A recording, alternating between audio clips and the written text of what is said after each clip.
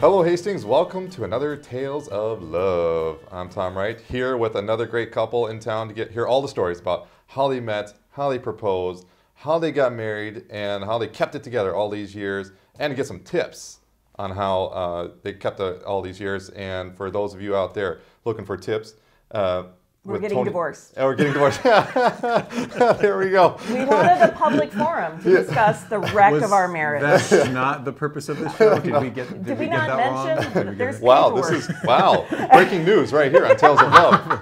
I like it. We're streaming live, right? Yeah. I mean, that's terrible news. That's terrible news, but I like it. Yep. It's so exciting Great for me, ratings. though.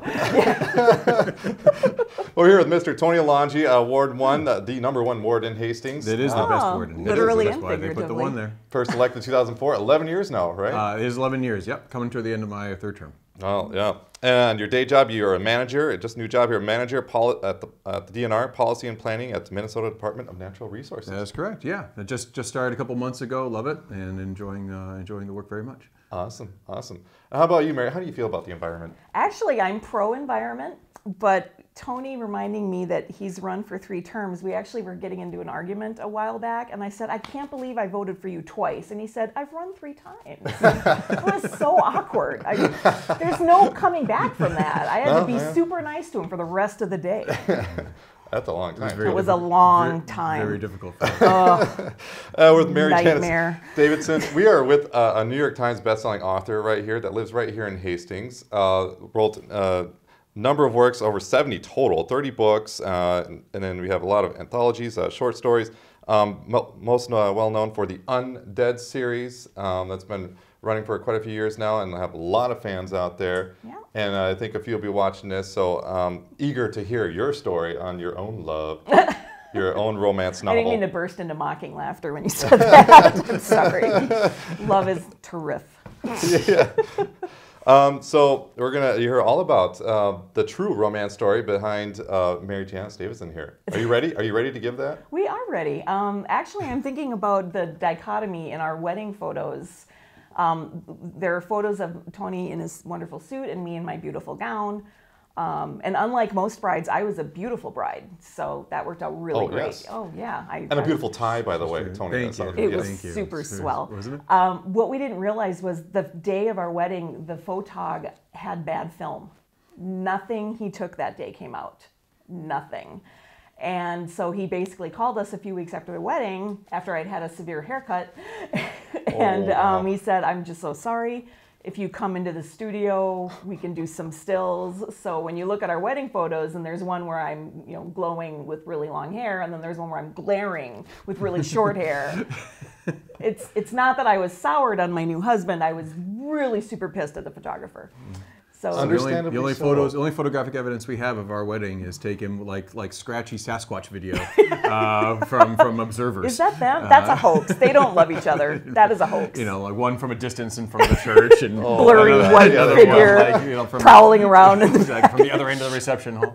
They have green screen technology back then. You could have maybe done something there. You could do a lot with that. Well, we had our reception at the aquarium, so you could have really photoshopped in some interesting animal life.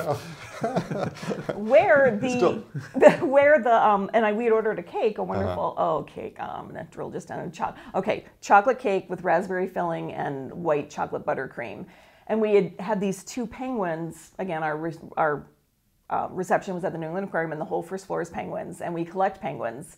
And we had these 2 really old Christmas ornaments, a bride and a groom penguin. We're like, this is going to be our cake topper. And they couldn't find it. So they just left it totally bare. They didn't even frost the top. They didn't even frost the dropped top. off our wedding. So I'm like, well, the worst is behind us. The photog, blah, blah, blah. I think it's smooth sailing. What is up with our cake? And we were just, and it was one of those dumb things where 20 years later, at the time, you're super stressed. Oh, yeah. So I'm weeping over the naked cake. I had sewn a little top hat for the penguin. Yeah, for we the worked groom like penguin. idiots clothing these I had a lot of free time when I was, Yeah, in my early 20s. 3 kids, Yeah, so the florist is like, And so she dumped a bunch of flowers on top of it and then topped it with chocolate-covered strawberries.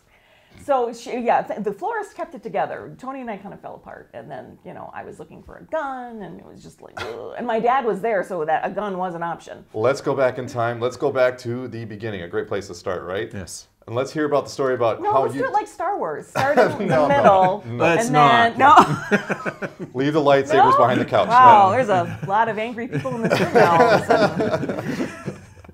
Although we'll tag this video Star Wars now, that would get more Oh, people yeah, watching. yeah. That's a smart Star Wars, idea. Star Wars, Star We Wars. will do that. And Donald Trump. Then you can Yeah, say. Donald Trump. Let's And, tag it. Donald Trump. What else? Yeah. Yeah, we'll keep tagging this though. We will tag We'll think the of some hell more. out of this video. We'll think some more. But let's go back to the beginning though, and either one of you could take this. But I'd love to hear the story on how you two met. Oh, like how I made fun of his name literally within 30 seconds of meeting him, not knowing years later would be my name. Oh, wow. That's all. So, to answer your It's a question, great story, which I will tell because I'm terrific. to answer your question, Tom. So this was my first week at Carleton College in Northfield, and I had come from Massachusetts. I grew up on Cape Cod, and so I didn't know anybody at Carleton campus. And the first week was all first-year students, and just to get to know the campus and do some exercises of getting to know people, where things are, figure out where to get food, that kind of stuff. it takes Carleton students a little while to figure that kind of stuff out because we're so smart. So we have an opportunity to get to know some folks, and during one of those exercises at Burton Hall, first floor, I get to know this guy named Mike Freeborg, who actually is also a Hastings. He grew up in Hastings. Oh wow, small world. Yeah, absolutely. And so he lives in another state now. He lives out west, but at the time he was from Hastings, and he got to know me. I got to know him. We kind of struck up a friendship. And at the end of that first week, he caught me coming back from one of the first classes, and I was a little bit lonely, homesick, depressed, whatever, and just kind of thinking I was going to go downstairs and have a lunch all on my own. He was coming out of his dorm room while I was entering mine, and he's like, "Well, hey, just want to go out and just have lunch with some friends." He kind of caught the look on my face and figured I could use some company. Your lonely, sad My look. lonely, sad look. And he Hold me, Mike. and he did. And then when he was done, we went outside. And so we go out on the steps of Burton Hall, and there's like 6 gorgeous women out there. And me. And I'm looking at him like, this must be a very difficult life for you. Because he's this 6'3" Norse god looking guy, Blonde, everything, muscular, and his blue eyes. friends are these. Hi Mike, how's it going? And to this day, she insists that no, he wasn't. She wasn't there for the tall, muscular, blonde guy. I was there for the skinny, dark-haired guy. She was there on the off chance that he had like a wispy, And he willowy, did. gangly, Italian American Hit all my friend. buttons. Ooh, gangly. Tumbling out of the first Burton Hall entrance. So With the mullet. With the mullet. So, Oh, yep. God. Getting warm all over again just thinking about it. Who wouldn't? So we went to Back me lunch up. together. It's sexy, right? Oh, very. And it was at the Archer House, I believe, was lunch there, and I joked with her at the time that I would marry her because she talked about spaghetti and making spaghetti and stuff like that. So we hit it off right away. And So Yeah, you're like- a sucker for mullets. You're a sucker for spaghetti. For pasta, That's how this worked out. It actually says a lot about us in that in the first few minutes we met, I mocked his name and he said he would marry me. So, from the very beginning, he was the good one and I was awful. So on a serious note, like what attracted you to each other? What was it about each other that really, why it Mullet? clicked? Have you not paid attention? I don't know how many times I can say the word mullet before it starts to lose all meaning. Mullet. We'll tag it And with mullet, by the way, too. for Actually, any he mullet was fans. so smart. achievement unlocked on that one. Actually, I never considered myself especially intelligent. Out of high school, I didn't go to college. My parents didn't think I could handle it, and I modeled instead. And so I kind of had a vision of myself that wasn't necessarily true. And Anthony just refused to see me like that. He expected me to be smart. So if there was something, and he was an econ major, but he followed politics. This was a guy, he was always going to be in politics. His family was very into helping others, giving back. Every Christmas they would do Meals on Wheels, which I thought sounded just dull beyond belief and awful.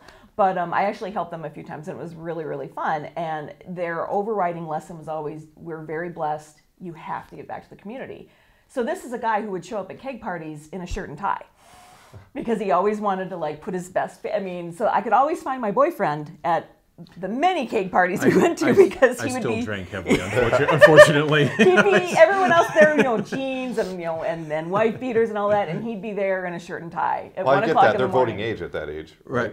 Yeah, so, that's absolutely. true. 18. They would have to be at least. They'd have to be drinking age. At least,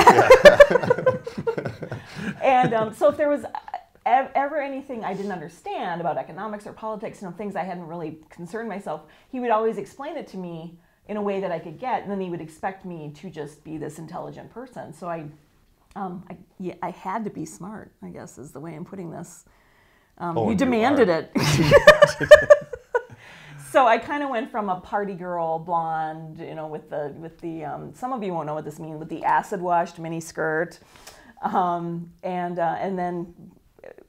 I'm a New York Times bestselling author. Yeah. And my husband always saw the potential in me. He was the least surprised person when I started making real money writing. He just completely yeah, well, of course. Aww. Yeah, I didn't mean to get mushy in this love interview. I'm really sorry. Well, let's hear your mush, Tony. Oh. What did I see in her right away? What did you see in her? She's hot as hell. Oh, I was though. No, and she really, I mean, just the way, hot. This is the way insanely hot. You were so lucky to get me. Hashtag banging hot. Oh yeah. Right there. The hashtags are flying. Only yeah, they are flying. Only if they're ironic hashtags. I only hashtag ironically. In all seriousness, I mean, I just love that she didn't appear to be afraid of anything. I just the fearlessness, the conversation, just the rampant immaturity, the willingness. She's an extrovert. You may have noticed, just a little bit. Shy. And so when she gets out there and she's not afraid to put herself out there. And I just liked that. I grew up with women like that. My mother was very much like that. My sister, a lot of the friends that I had in high school who were my favorite friends, both women and men, were like that. And I just like hanging around people with high energy, and she has high energy. Even in her later years, as she becomes more and more of a reclusive writer, outside is scary. As we dance around. That's the why we have fringes the shades drawn, folks, by the way. My New Year's goal is to be a shut-in by 2018. Yeah, she didn't want to know that there's an outside world. I raised kids. I'm done. As we dance around the edges of agoraphobia, there's still an awful lot of fearlessness and just the desire to explore the world around her and to learn and to see and to not assume that the way that she saw the world when she was 17 is the way she was going to see it at 18, or the way that she saw at 18 is the way she'd see it at 25. So somebody to grow with. I mean, somebody that would challenge me when she thought I was full of it. She would tell me. I would tell you. And I will tell you. And that felt very comfortable for me, for the way I grew up. You're an idiot, but I love you anyway. Right? Yeah, exactly. Get out. Mom. Oh yeah. All right. And we're done. I'm out. Let's talk about the proposal. How long did it take for you to realize, you know what? I think I got something here. I need to do something. So after 4 years of this, that's the one I want. I'm on a trip abroad, study abroad over in Scotland, and can remember visiting the Orkney Islands, just kind of being by myself, just reflecting quietly, just kind of what I want out of life, and just thought about it. It was really nice after 4 years of dating her. But the idea of so how do I want to spend the rest of my life, and what do I want to do? And it came to that realization that I would like very much to ask her to marry me. And so when I came back, I asked her.